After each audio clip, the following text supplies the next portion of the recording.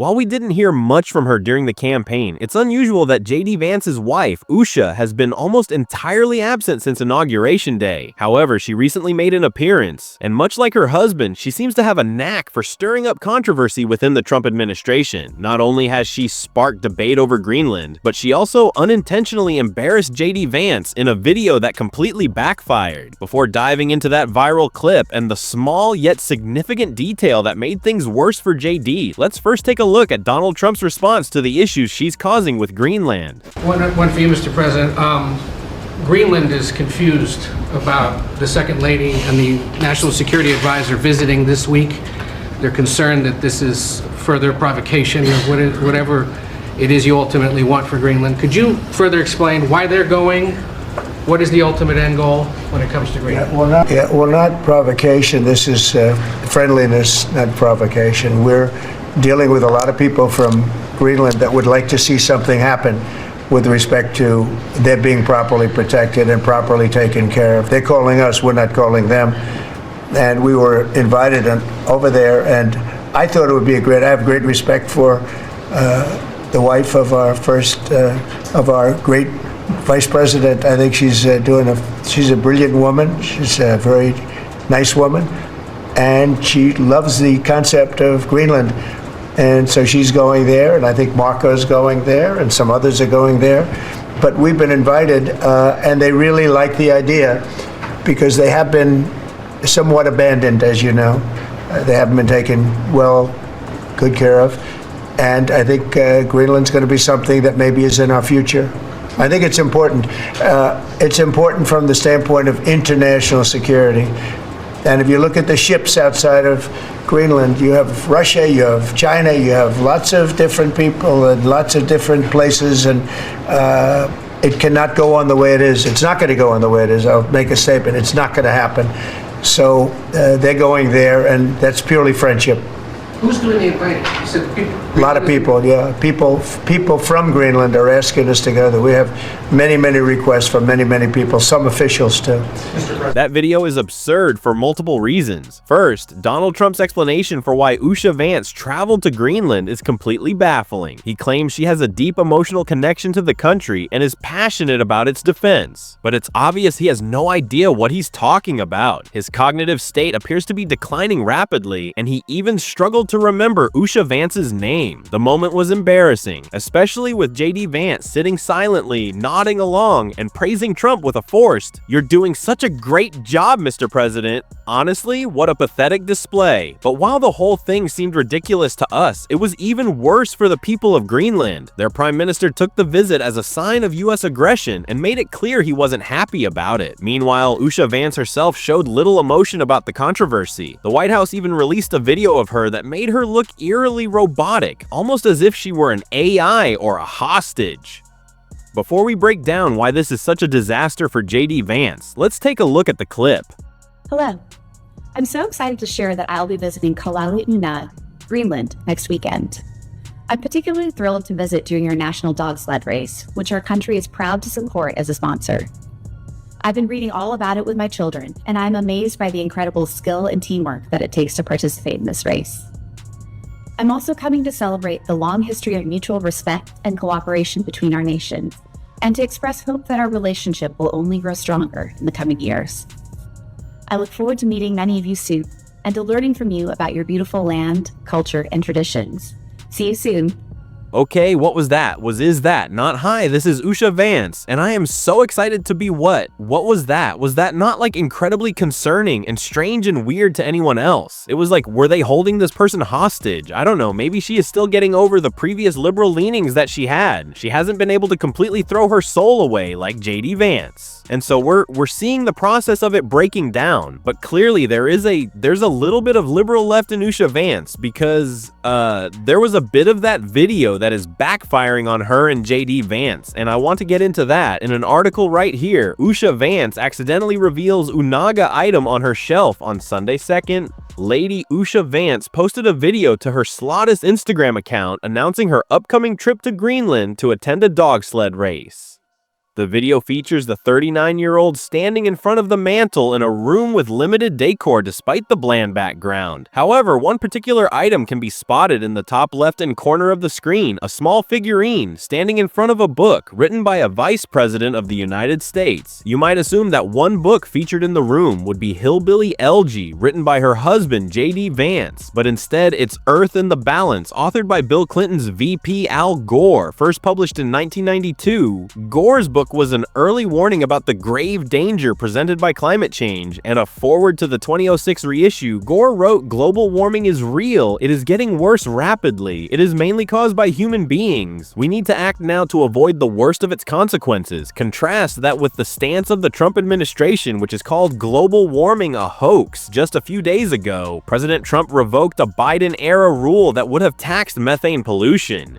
Meanwhile, Lee Zeldin, the current head of the U.S. Environmental Protection Agency, is gleefully rolling back regulations. "We are driving a dagger through the heart of climate change," Religion Zeldin announced. So what message was the second lady trying to send by dice pail displaying Gore's book? Is she a secret climate change denier still on the surface?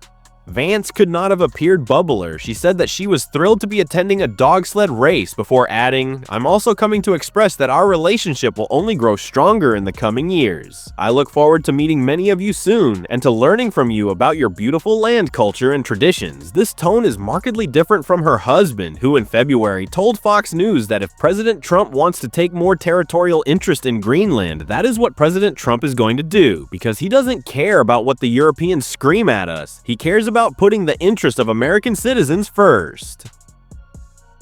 There's a lot to break down here, but let's start with Usha and J.D. Vance. These are people who have completely abandoned whatever values they once claimed to hold, which suggests they never truly had them in the first place.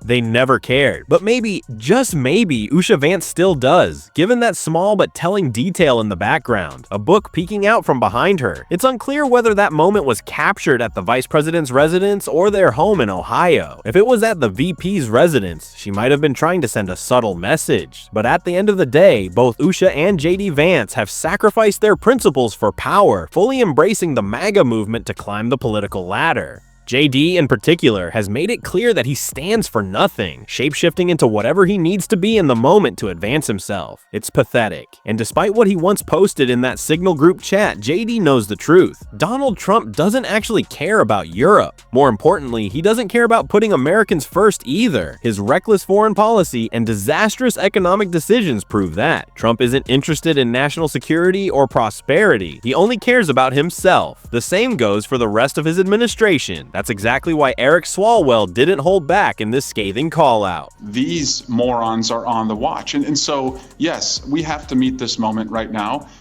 call for his resignation, and also insist that we have all the records that they have tried to delete so we understand just what else has been put at risk.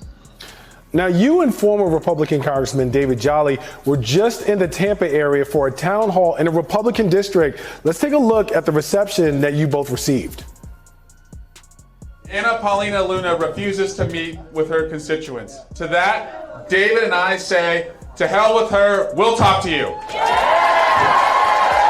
We'll listen to you, and we will fight for you.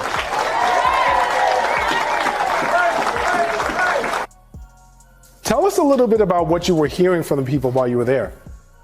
Well, I heard from Democrats, Independents, Republicans, people who see their health care security at risk.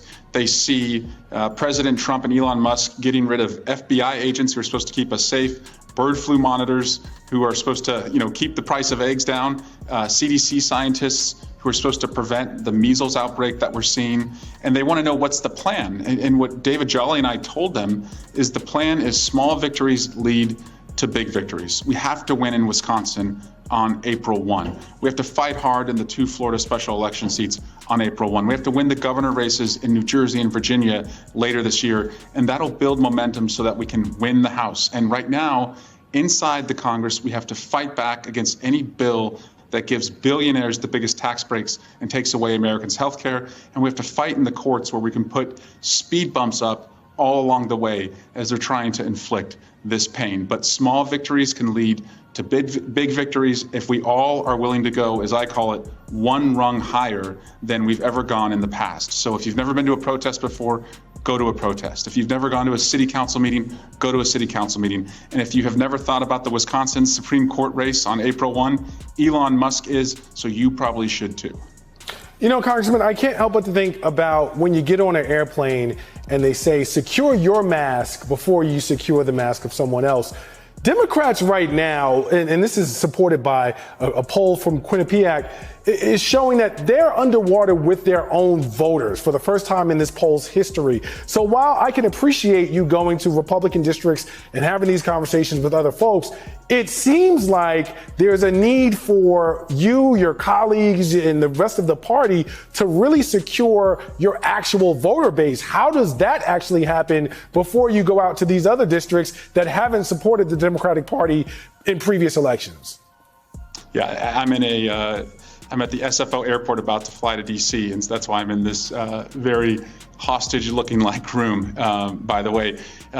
Look, we have to show up. We have to hear the voters, tell them what the plan is, tell a better story, always be on, go to the places and spaces we have not gone before, and be fearless and recognize it's all on the line right now. Because if we don't win the midterms, I can't look you in the eye and guarantee we're going to have a free and fair election in 2028. That is the urgency of this moment.